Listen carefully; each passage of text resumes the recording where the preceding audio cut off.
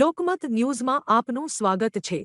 ગુજરાત રાજ્યના પોલીસ મહાનિર્દેશક કે એલ.એન. રાવ આજે વડોદરા શહેરની મુલાકાતે આવ્યા હતા। વડોદરા પોલીસ ભવન ખાતે આયોજિત ક્રાઇમ કોન્ફરન્સમાં તેમણે રાજ્યની કાયદો વ્યવસ્થા અને સુરક્ષા વ્યવસ્થાની વિસ્તૃત સમીક્ષા કરી હતી। ડીજીપી રાવની અધ્યક્ષતામાં યોજાયેલી બેઠકમાં વડોદરા શહેર, જિલ્લા નર્મદા, ગોધરા સહિતના જિલ્લાઓના પોલીસ અધિકારીઓ ઉપસ્થિત રહ્યા હતા। અંદાજે 3.5 કલાક સુધી ચાલેલી બેઠકમાં સાયબર ક્રાઇમ, નાર્કોટિક્સ, રોડ અકસ્માતો અને પોલીસ સુધારાઓ જેવા મુદ્દાઓ પર ચર્ચા કરવામાં આવી। ડીજીપી રાવે જણાવ્યું કે સાયબર ક્રાઇમ કેસોમાં હવે આખું બેંક એકાઉન્ટ ફ્રીઝ નહીં થાય, પરંતુ માત્ર 40% રકમ જ ફ્રીઝ કરવામાં આવશે। નાર્કોટિક્સના વધતા કેસોને ધ્યાનમાં રાખી ખાસ ઝોનલ ઓફિસ સ્થાપવાની પણ જાહેરાત કરવામાં આવી। રોડ અકસ્માતો ઘટાડવા માટે બ્લાઇન્ડ સ્પોટ શોધી કાર્યવાહી કરવામાં આવશે। તેમજના લક્ષ્મી દેસાઈની ધરપકડ મામલે ડીજીપી રાવે સ્પષ્ટ કર્યું કે દોષિતને કોઈ પણ સંજોગોમાં છોડવામાં નહીં આવે।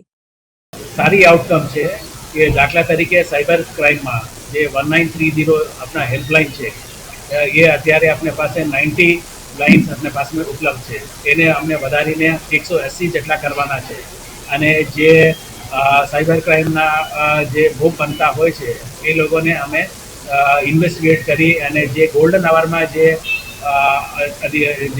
ફરિયાદી પોલીસને જાણ કરશે એને લગભગ 35 થી 40% રકમ અમે ફ્રીઝ કરી શકાય, હોલ્ડ કરી શકાય।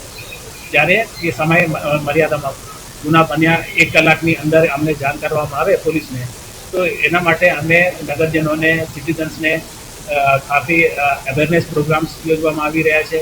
એ જ રીતે જે નાર્કોટિક્સ કંટ્રોલમાં પણ એમને પબ્લિકને સાથે રાખીને અવેરનેસ લાવી અને એને પણ નિયંત્રણ કરવા માટે સરકાર પણ કટિબદ્ધ છે। એના માટે એએનટીએફને એક નવી ફોર્સ ઊભી કરવામાં આવેલી છે અને આજે એક એએનટીએફ ઝોનલ ઓફિસ બરોડા ખાતે પણ ઉદ્ઘાટન કરવાના છે। તો એ દિશામાં ક્રાઇમ નિયંત્રણમાં છે બરોડા શહેરને, અને એ પ્રાદેશિક ક્રાઇમ કોન્ફરન્સ આજે યોજવામાં આવેલી છે।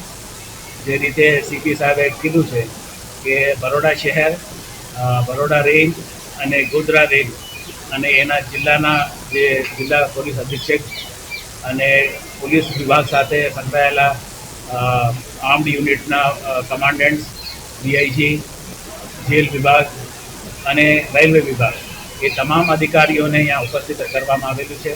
અને હેડ ઓફિસમાં જે પોલીસ ભવન ગાંધીનગરમાં જે અધિકારીઓ બેસે છે કે cyber centre of excellence, anti narcotic task force, state traffic branch અને સીઆઈડી ક્રાઇમ, આ રીતે જે મુખ્ય મથકમાં બેઠેલા અધિકારીઓને પણ यहाँ પર ઉપસ્થિત રૂબરૂ કરવામાં આવેલી છે, તાકે એક હોલ ઓફ પોલીસ ફંક્શનિંગ એકબીજાને જે મદદ હોય અથવા એકબીજાને જે ગુડ પ્રેક્ટિસીસ હોય એ સમજી શકે અને એક સિનર્જિસ્ટિક ઇફેક્ટ એકબીજા સાથે મળી સંકલન કરી, સારી સંકલન કરી અને એક સારા પોલીસ વિભાગ તરફથી એક કામગીરી થાય, એ એક આયોજન હતું।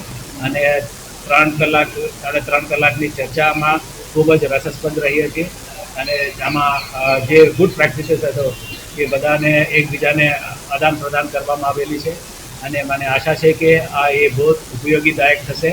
એકબીજાના મુશ્કેલીઓ, લિમિટેશન્સ ઓર એક્સપેરિમેન્ટ્સ ઓર જે સારી કામગીરી છે એકબીજાને સમજી શકાય અને આગળ વધી શકાય, એ દિશામાં આજે ચર્ચા થઈ છે। અને આવતા દિવસોમાં પણ બીજા સેન્ટર્સમાં પણ સુરત, રાજકોટ, અમદાવાદ, ગાંધીનગર એ રીતે અમે પ્રાદેશિક ક્રાઇમ કોન્ફરન્સીસ યોજવામાં આવશે।